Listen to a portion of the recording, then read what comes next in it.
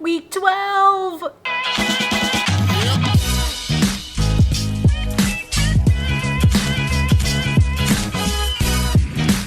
Good morning, YouTube! What's up, everybody? I hope you're safe and healthy and happy and doing okay. Normally, I turn my air conditioner off for these videos, but it's kind of really hot in the house right now, so sorry that you have to hear that in the background, if you can even hear it. Apologies, but I'm not turning it off. Okay, so today we're gonna be talking about my week 12 of Chicago Marathon training, which is crazy. Today, which is Wednesday when I'm filming this, there's only 32 days left until the Chicago Marathon. Like, what?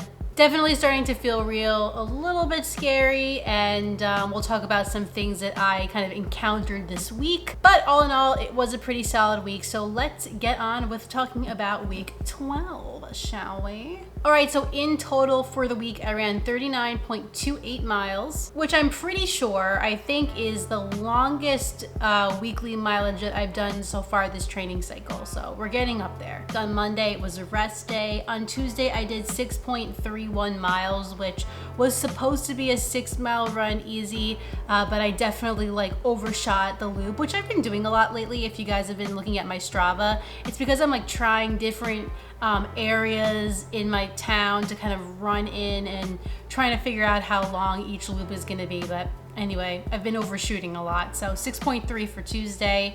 Wednesday, I had a tempo run, which was supposed to be 1 mile warm up and 1 mile cool down with 45 minutes of tempo in between those two. I ended up doing it on the treadmill. We'll get to all that. But in total for that run, it came out to 8 miles. Thursday was a rest day. Friday, I did 5 easy. And then Saturday, a rest day as well. And Sunday, I did the big 2-0. My first 20-mile run of this training cycle, which obviously we're going to talk about. But first, let's talk a little bit about the workout, because Tuesday's run I don't really remember anything crazy about other than I way overshot it. I think I felt fine the whole time, but it was a long walk back to the house, which I've been doing quite a bit lately.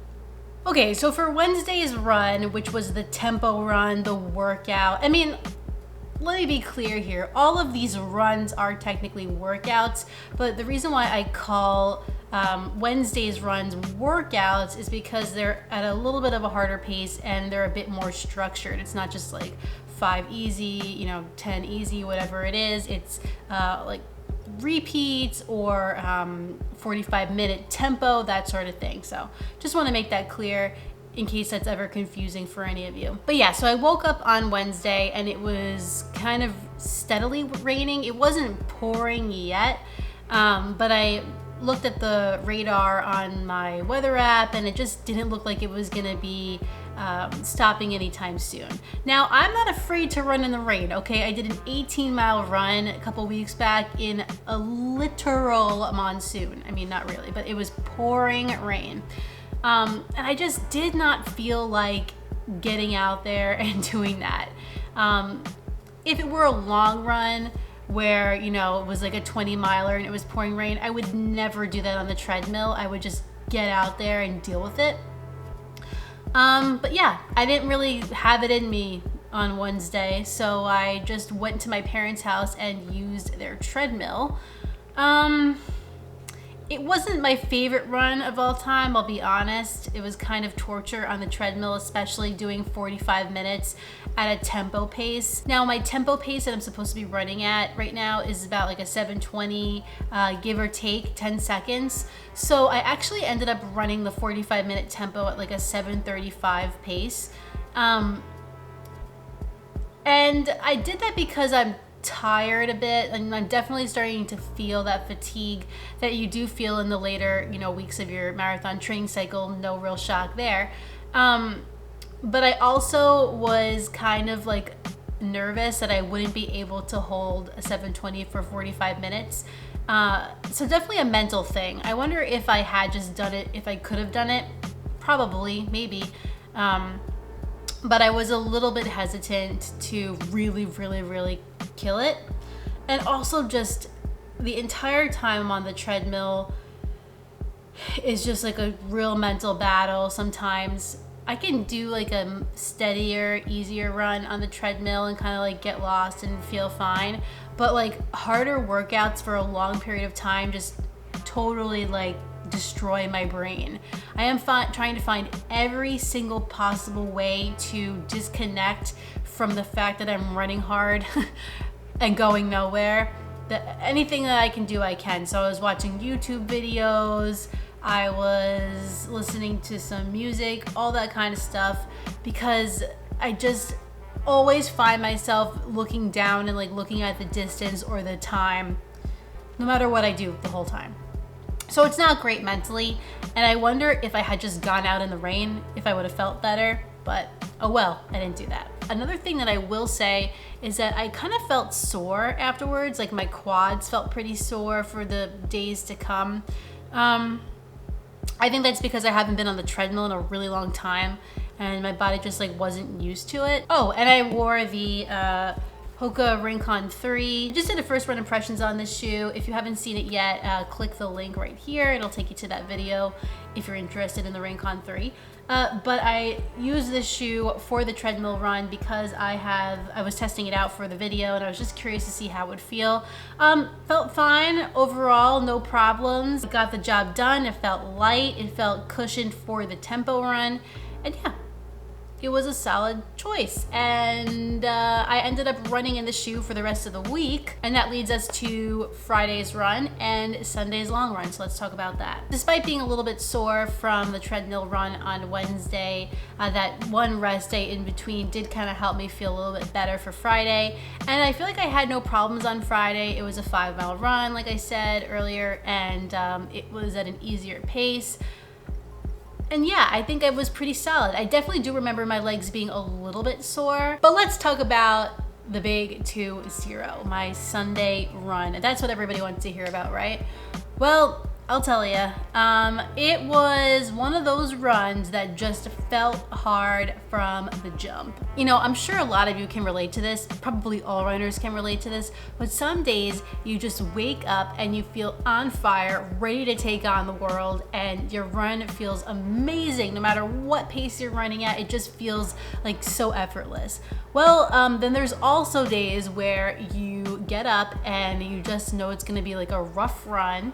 Sometimes you surprise yourself and it's not, but sometimes it just is rough. And from that first step, you feel like, oh boy, it's gonna be one of those days. Well, that was Sunday, unfortunately, for the 20-mile run. I ran a 9:15 average pace, and my moving time on Strava elapsed time is 3:05:22.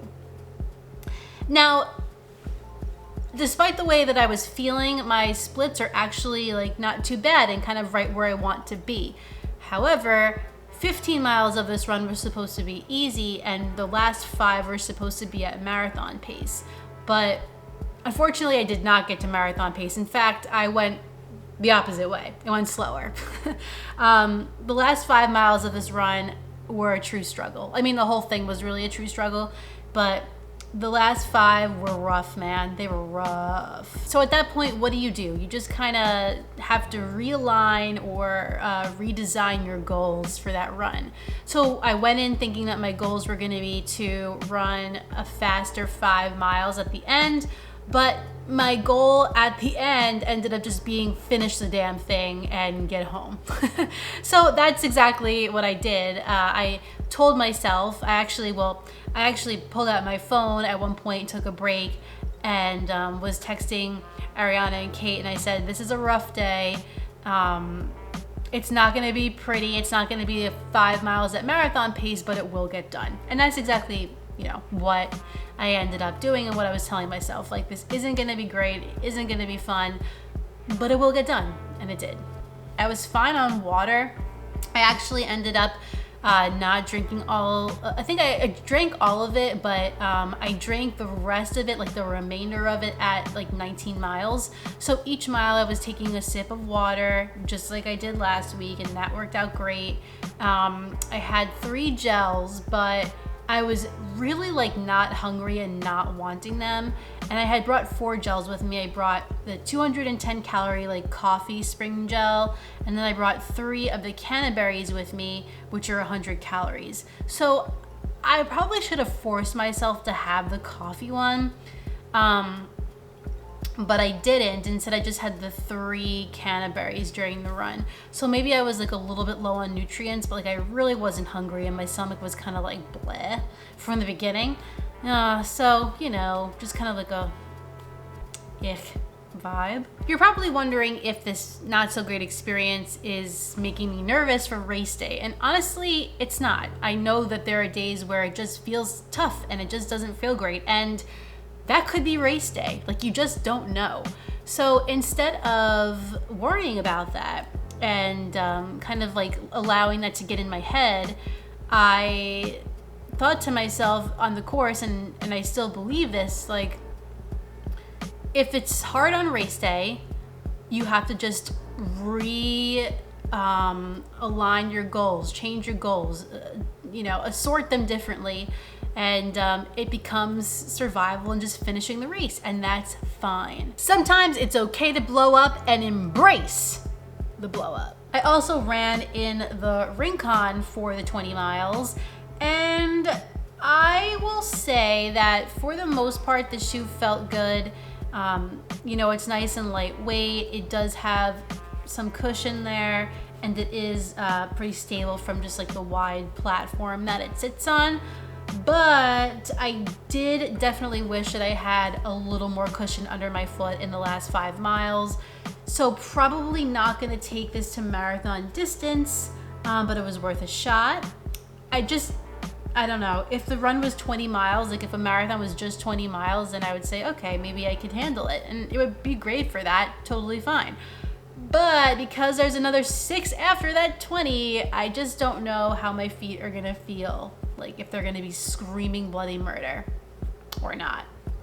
Don't wanna take that chance. So those are pretty much the highlights from week 12 of Chicago Marathon training. Now I'll put up a screen with all of my runs so you can see my splits for yourself.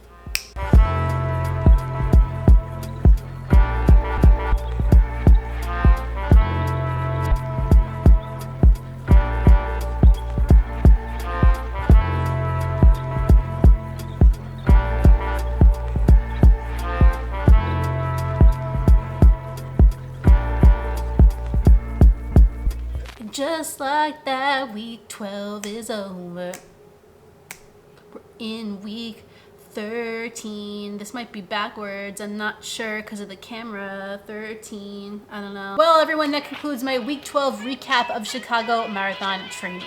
If you enjoyed this video, please like it down below and subscribe. And when you're done with all that, hit the notifications bell so you can find out every time I upload a new video. There you are. Yay! I have another video for you on Sunday, but in the meantime, get out there, get on the grind, and don't forget to run like who? Run like who? Excuse me. Like Heller. See you next time.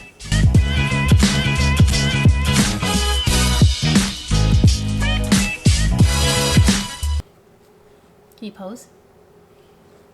What about Grandma, Grandpa? What about Greenie? All right.